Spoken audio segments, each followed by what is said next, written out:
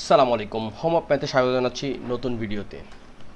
ব্যবহারিক জ্যামিতি আমাদের বাস্তব জীবনে এবং পড়াশোনার জীবনে খুবই গুরুত্বপূর্ণ একটি টপিকস।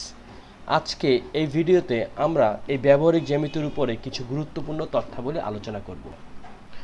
প্রথম কথা হচ্ছে, আমরা যদি কোনো ত্রিভুজ অঙ্কন করি তাহলে আমাদেরকে একটা বিষয় দেখতে হবে, সেটা হচ্ছে ত্রিভুজের যে কোনো দুই বাহুর সমষ্টি তার তৃতীয় বাহু অপেক্ষা বড় হতে হবে। আমরা যখনই কোনো ত্রিভুজ অঙ্কন করব তখন দেখব যে দুটি বাহুর যোগফল অন্য একটি বাহু থেকে বড় যদি না হয় তাহলে কিন্তু ত্রিভুজ অঙ্কন করা যাবে না। ধরলাম ত্রিভুজের তিনটি বাহু, একটা হচ্ছে 3 সেন্টিমিটার, একটা হচ্ছে 1 সেন্টিমিটার, আর একটা হচ্ছে 7 সেন্টিমিটার। এখন এই তিনটা বাহুকে যদি আমরা যোগ করি, এই যোগফল ধরলাম এই যে একটা 3, এই হচ্ছে 1, এই হচ্ছে 7, এই 3 আর 1 যোগ করলে আসলো কত? 4। এই 4 কিন্তু 7 অপেক্ষা ছোট, সুতরাং এই ত্রিভুজটা কিন্তু অঙ্কন করা যাবে না।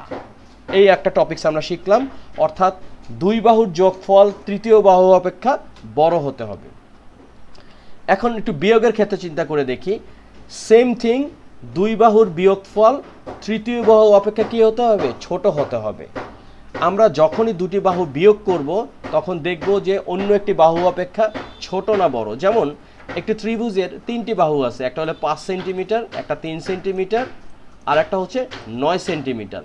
এখন এই 9-এর থেকে যদি আমরা 5 বাদ দেই, আমরা পাই এখানে 4 3 অপেক্ষা বড় এবং 3 4 অপেক্ষা ছোট, তাই এই ত্রিভুজটি অঙ্কন করা সম্ভব নয়।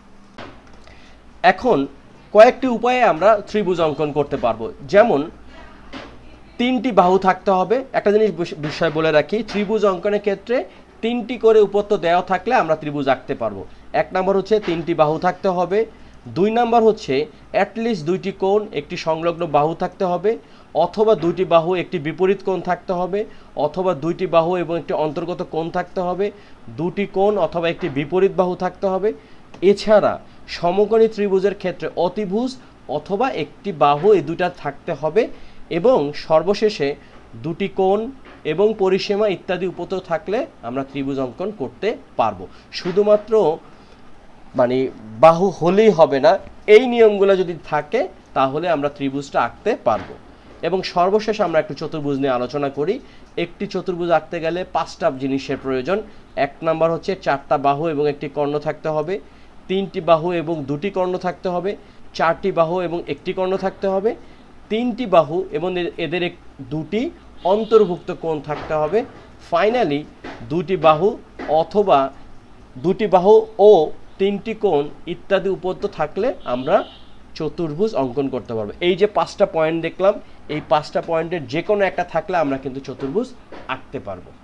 তো ভিডিওটা ভালো লাগলে তোমরা অবশ্যই শেয়ার দিবে, কারণ এই তথ্যাবলী আমাদের জানার প্রয়োজন। ভালো থাকো, সুস্থ থাকো, আল্লাহ হাফেজ।